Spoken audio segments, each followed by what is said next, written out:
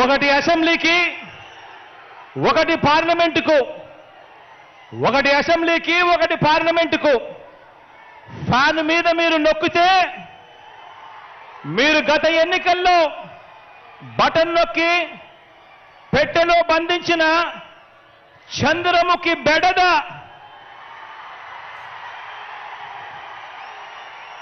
Chandramukhi cinema చూసారా?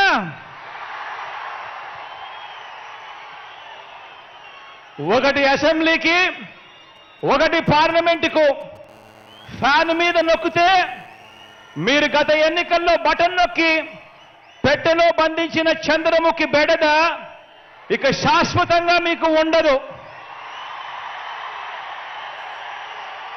చంద్రగ్రహణాలు ఉండవు. లేదంటే చంద్రముఖి సైకిల్ ఎక్కుతుంది, టీ గ్లాస్ పట్టుకొని పేదల రక్తం తాగేందుకు లకలకాడ్డు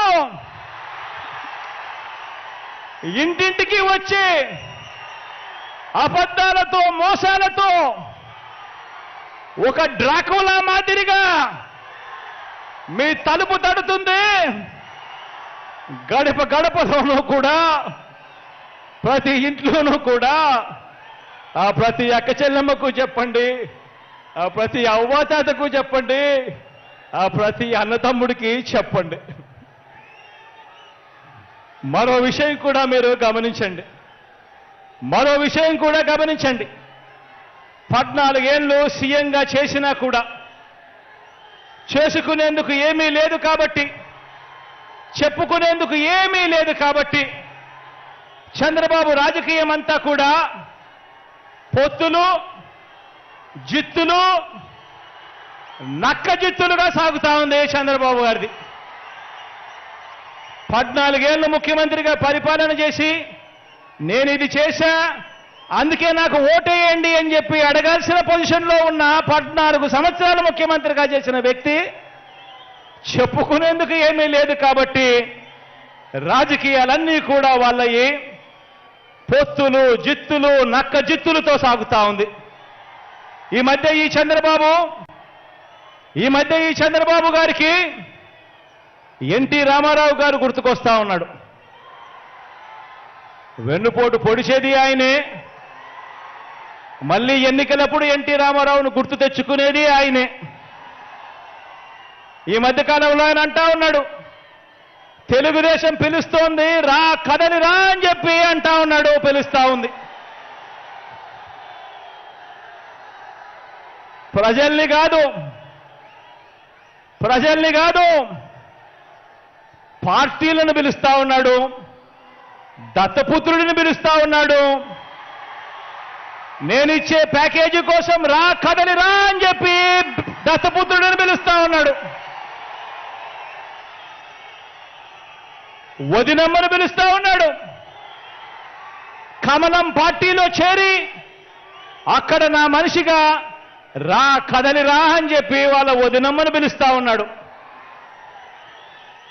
రాష్ట్రాన్ని అన్యాయంగా అడ్డగోలుగా విడగొట్టిన రాష్ట్ర ద్రోహుల పార్టీని వైఎస్ఆర్ గారి మరణం తర్వాత ఆయన పేరును కూడా అన్యాయంగా ఛార్జ్షీట్లో పెట్టిన నమ్మక ద్రోహుల పార్టీని 4 ఓట్లు చీల్చినా చాలు నువ్వు కూడా రా కదలి రా అని చెప్పి చంద్రబాబు నాయుడు గారు పిలుస్తా ఉన్నాడు.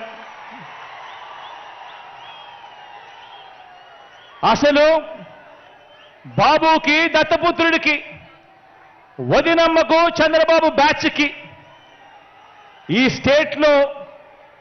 స్టేట్కి వారికి సంబంధమే లేదు. ఈ రాష్ట్రానికి వారికి సంబంధమే లేదు. ఏ ఒక్కరూ మన రాష్ట్రంలో ఉండరు. వారంతా కూడా నాన్ రెసిడెంట్ ఆంధ్రాస్. ఏ ఒక్కరూ ఇక్కడ ఉండరు.